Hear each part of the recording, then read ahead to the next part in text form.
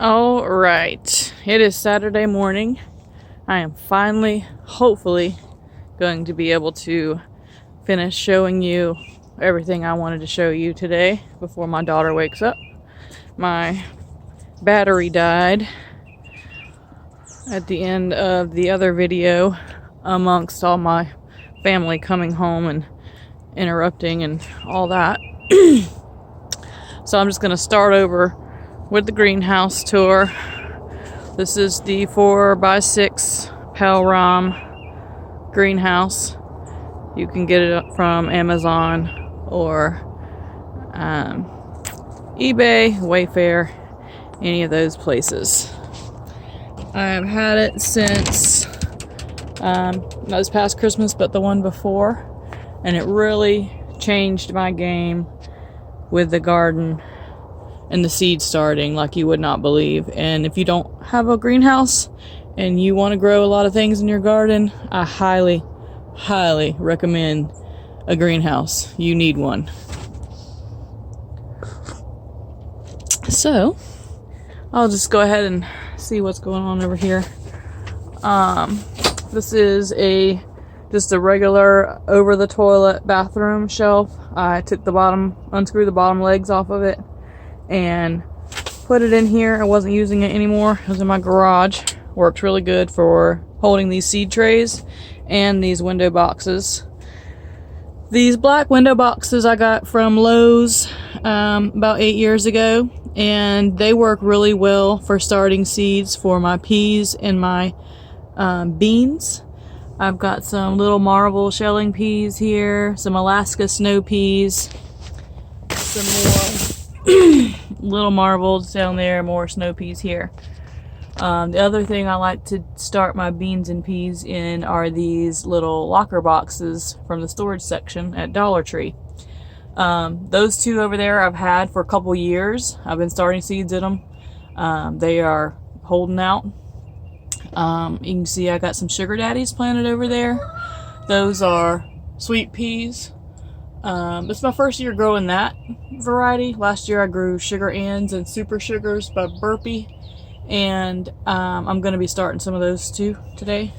But those were the first sugar snaps that I got my hands on for my spring garden. I planted all that I had left for my fall garden, which you'll see those in a minute. I got some Cherokee wax planted down there and some more little marvels. These are my seed collections. I keep them. They're categorized by what type of vegetables they are. And I also have a couple for herbs and flowers as well. I got a big one for my beans and my peas.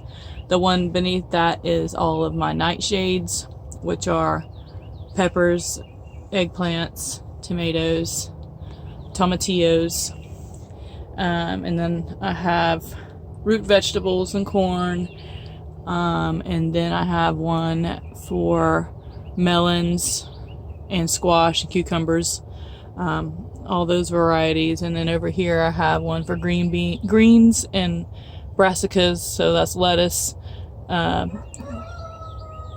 broccoli, cauliflower, any type of green, spinach, chard, that type of thing. And then up here I am growing some flowers up here on these are a lot of different types of flowers. I plan on trying to have as many as I possibly can grow in my garden this year for the bees. Last year I grew a lot of zinnias and a lot of sunflowers, and the bees absolutely love the sunflowers. They would actually, every sunflower head was just filled with little tiny bees that would just congregate inside those sunflowers. So growing a lot of those. Also some San Marzanos, pimento, sheepnose peppers, cilantro, phlox, cosmos, nasturtiums. Got some more Armenian cucumbers started back there. Echinacea. The one that has come up already is pink alyssum. And then up here I have some more tomatoes that I'm trying to get going. I'm trying the Kentucky orange beefsteak for the first time this year. I got some pink ox hearts. I grew those last year and they were awesome. They're a huge, thick paste tomato that's shaped like a heart. The blueberry clackamas, grew those last year for the first time. They were so prolific. They're like a large blue cherry tomato, and they just had clusters and clusters filled on every plant. So I'm really happy with that. I got this little basket right here from Dollar Tree, and it is just corralling a bunch of seeds and markers that I have right now. But I like to have baskets like that for whenever I'm doing a project, planting seeds or planting a bed or whatever I'm doing. I usually need several little tools with me, and I just throw whatever I need in a basket like that and drag it around with me. Over here I have some new varieties and some of my favorite varieties of tomatoes growing. I got some Kellogg's Breakfast, Paul Robeson, just some standard beefsteak, and then I'm trying the Black Beauty for the first time. It's supposed to be world's darkest black or blue tomato, and they're supposed to be like a large beefsteak type tomato, so I'm super excited about seeing how those go. Right here I have a new variety that I found called they are actually called Fire Feather, and they look like a San Marzano, but they're red with orange streaks all through them. So they look pretty cool. And then I have some seeds that I saved last year that I grew also last year, but I had extra seeds that I saved from some organic Roma tomatoes from the grocery store that made awesome tomatoes for me last year. They actually, I don't know, how hybridized they were, but the tomatoes that I grew looked exactly like the gorgeous, perfect Roma tomato that I bought from the store originally. So I'm happy to grow those again. Then I got some Sugar Rush peach peppers. Grew those last year. They're sort of a hot pepper. They're not a super hot, but they are pretty hot. Thin-walled, bright yellow pepper, kind of like a banana pepper, but those are pretty good. And then I got some Cubanelles, Serranos, dwarf sunflowers, red sweeties. Those are just a really good cherry tomato variety. Grew those last year. Chocolate habaneros. I haven't grown those yet, but I've tried to germinate them in the fall or the summer last year. I just never got any to germinate, so I'm trying again. And these I'm really excited about. This Italian Romanesco broccoli. It is, you need to look it up if you've never heard of it. It's broccoli, but it kind of has the texture of cauliflower, and it's like a black chartreuse green, and it grows in all these little diamond shapes. I had it at a brunch, and it was pickled, and I had never seen it before, and it was so delicious. I had to figure out what it was and grow it. So I'm super excited to grow these. I hope that I have enough days of cool enough weather to get those to come to fruition this spring. Tomatillos. Here is just a bucket of my seed starter that I have ready to start some seeds. I use the Jiffy organic seed mix. I don't know if you can see it. Let me try to turn it around. This is what I always try to get from the store to use as my seed starting mix. You get 12 quarts, between $5 and $6, depending on where you find it at. And these are the containers that I get from the dollar store that I put my seeds in. So once I get my seeds, I'll actually put each individual pack into these containers, and then label them and put all the information on them just as added protection for my seeds. Because I have a tendency, sometimes I'll leave these buckets open, or I'll be watering something and won't realize they're open, or it'll start raining on me in the summer and my water will get in those buckets. So that's just extra protection for me, helps me find them and organize them. So I like using that. And then down here I have something that I wanted to show you. that I learned about from Bumblebee Junction YouTube channel.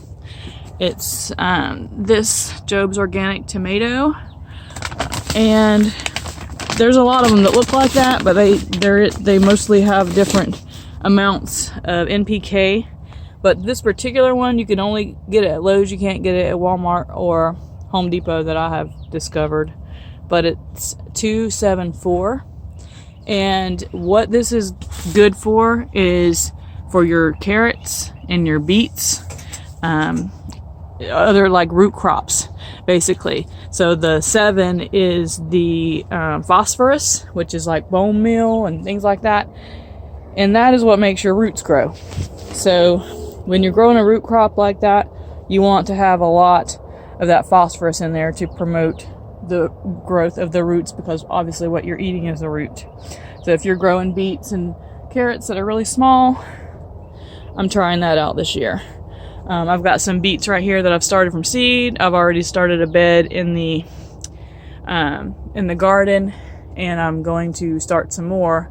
I want to grow a lot of beets this year so that I can can them.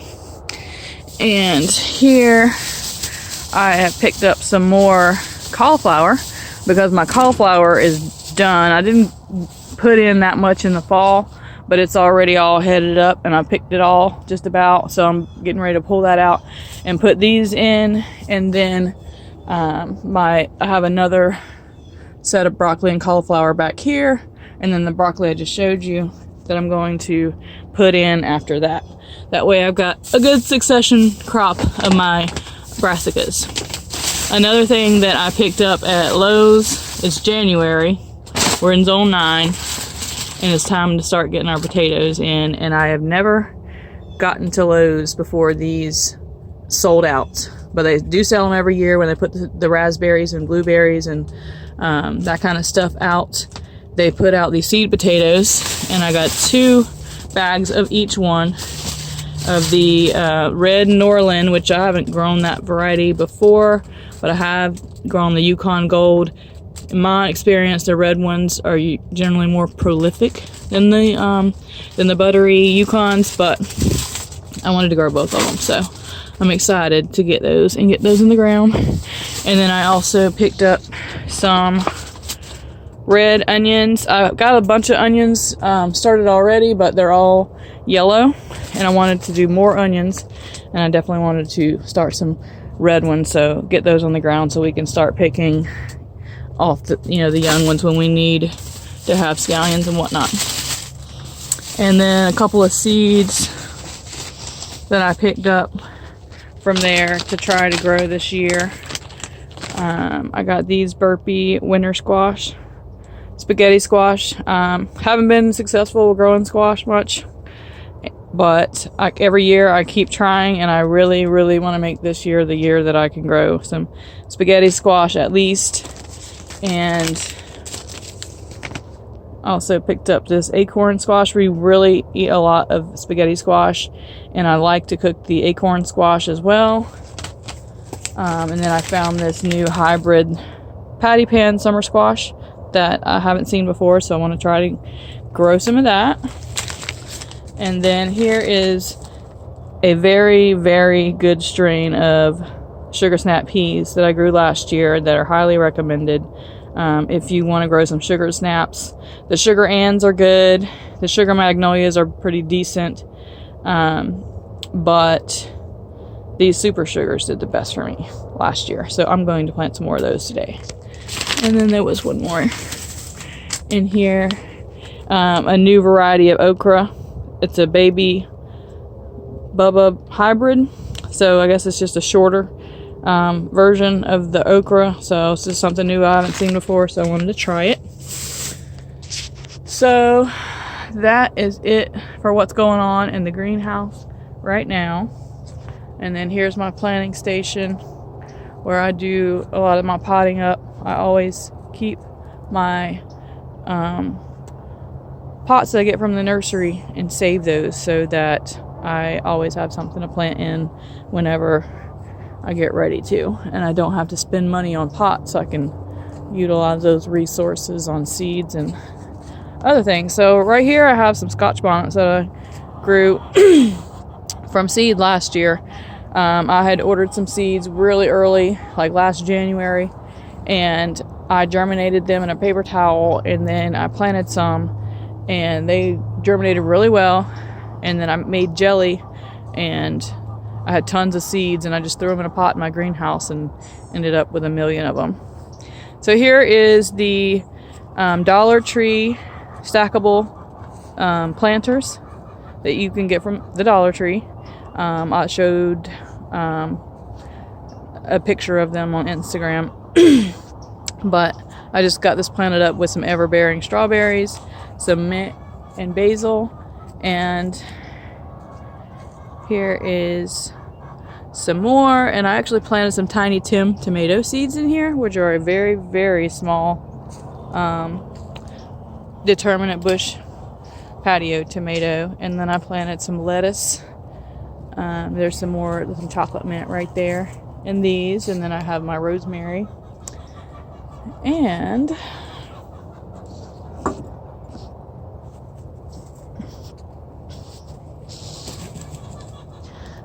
I had to prop my tomato plant back up because it fell over. So over here I have in these pots growing these are the Phoenix Determinate Bush tomatoes and Husky cherry, and they are about to have little tomatoes on them. All right, off to the garden.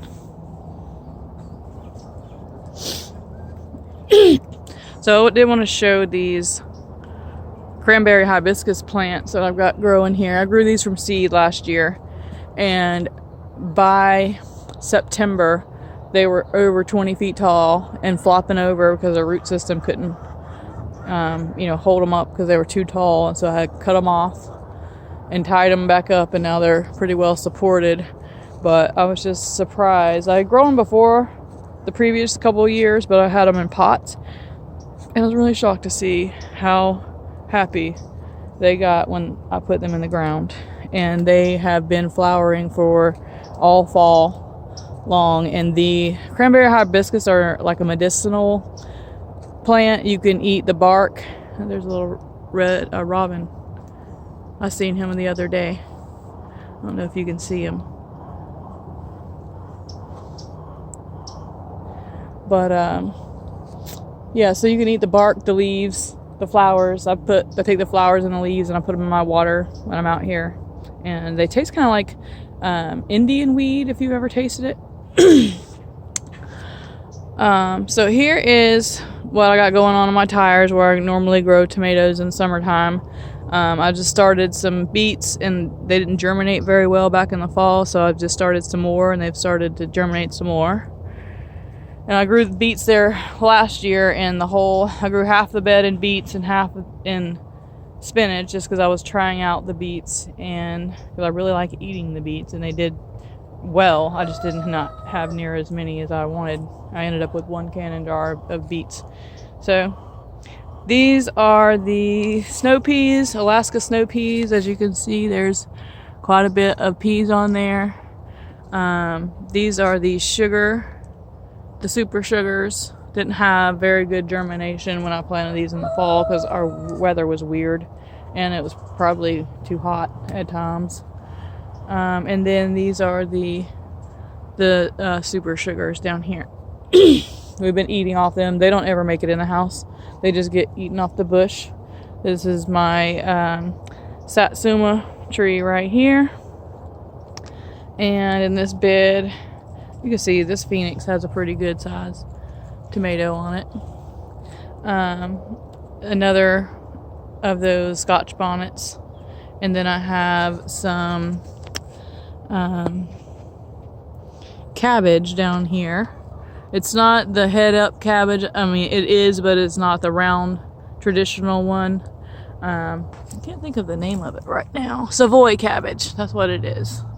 Found a little tag, and I rescued this from my local feed store last fall because it was being severely overwatered and it was still in the little packages, the little 6-pack. So I rescued it and put it in the garden, and they came back just fine. And they're pretty happy right now. Got some Brussels sprouts in here. My Brussels sprouts were being attacked by something furry was eating them, probably a rabbit. But now they're starting to come back. But they can handle some pruning. In fact, it's better to prune your broccoli. So in the long run, I mean your Brussels sprouts. So in the long run, that might help actually. And then I have a little section of onions growing right there. And then more tomatoes. More tomatoes. All the tomatoes that I have growing right now are the Husky. And there's a little red tomato right there, Husky cherry. And then the Phoenix. So those are just determinate types that I got in the fall. And as you can see, I'm going to be harvesting all the broccoli that's trying to flower right now. And my cauliflower, I've only had this one little section of cauliflower, and I've already picked almost all of it. So I'm going to pick that last head and rip those out. And I'm going to plant some of the starts that I bought yesterday and give those greens to my rabbits. And then here is some super sugars, the last of my super sugars that I planted. And you can see this, how well it germinated and how much bigger this little planter is than the other ones. They're just a really good, I mean, Burpee is hit or miss, but the super sugars are the way to go. And then right here I've got some rattlesnake beans growing. And I've been getting a pretty good few handfuls of them here and there. I had a problem with my watering system. It deprogrammed itself, so I was having to water by hand, so they didn't get as much water as they needed to germinate really thick through here, but I've been getting some. So there's some leaf lettuce that I have growing back there, another tomato, and then here's a Savoy cabbage and my regular probably Wakefield cabbage. So they are starting to head in there. Last year I only grew these in the spring. I didn't grow anything for the fall, and my cabbages were beautiful and had finally just started heading up, and then pickle worms just took them out before I could harvest the cabbages. So I'm hoping that I didn't buy any for spring just because I think the same thing's gonna happen. I'm just gonna roll with these cabbages here, in the hope that I get some. Got some Swiss chard, and I don't have anything in that little container, but I'm gonna plant some lettuce seeds in there. And then as you can see, all the little rattlesnake beans growing on that fence right there. Those are a pole type of southern green bean. And here I'm growing some onions, and there's a couple of beets. I planted golden beets and bull's blood beets in here, but they didn't germinate, just a couple of them. So I went ahead and just planted my onion starts in there. And then I had radishes in here, just harvested all of those and planted carrots a couple weekends ago. So I can see little baby tiny heads starting to poke up. And then here's another overflow of cabbage that I have. So there's 3 cabbages in here, and then there was 3 cauliflowers, and one of them I've already picked. I need to pull out. And then I have one that's just barely starting to head. And then here's carrots that I planted in the fall. They did okay, but they didn't germinate as well as, I mean, they did germinate pretty well, but then the dog got in here and messed some of that up. So that's why I have this on here. So I'm just rolling with what's in there for that box, and I've been planting more tomatoes. There's some decent sized tomatoes growing in there, and some basil. So in this bed, got another tomato here. Got some Scotch bonnets, and then I have these 2 huge poblano peppers that I grew last summer. They're still growing strong, still picking off of them daily. And then I have some more new broccoli starts that I put in right here.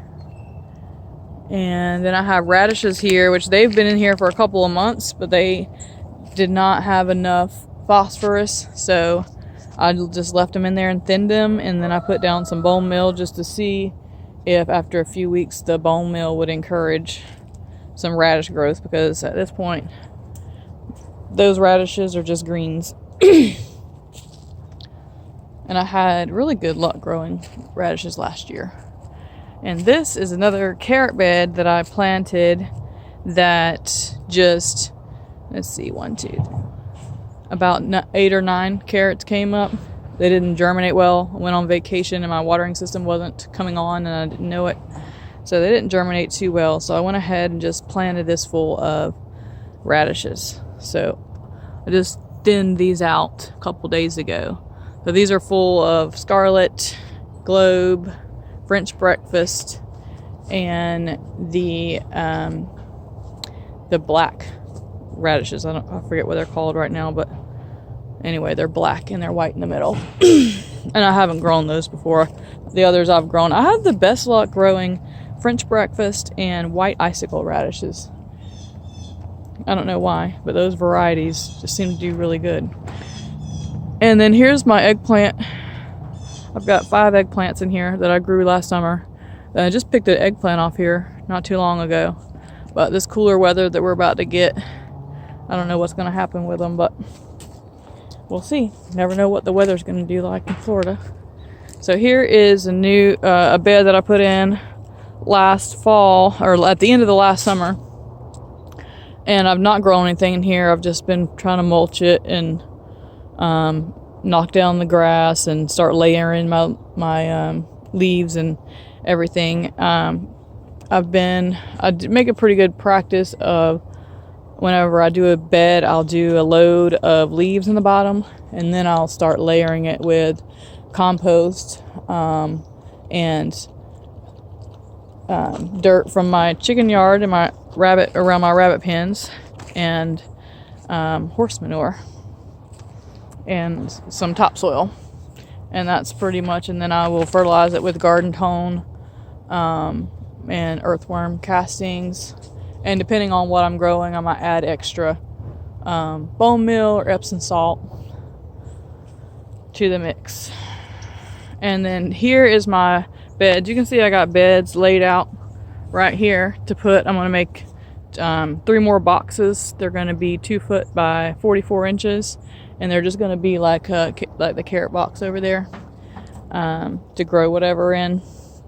And these 4 beds right here was actually 2 4x10 beds that I decided that I really wanted to do rows instead of those rectangular beds for versatility purposes. I didn't feel like I was utilizing the space well enough being a big square, because I felt like I was growing, carrots in one end and beans here and corn there and potatoes over here, and it just seemed like it was getting all jumbled up, and I'm too much of a structured person to be able to deal with that very well. So I just broke them apart and made rows, and I'm going to grow potatoes in this row.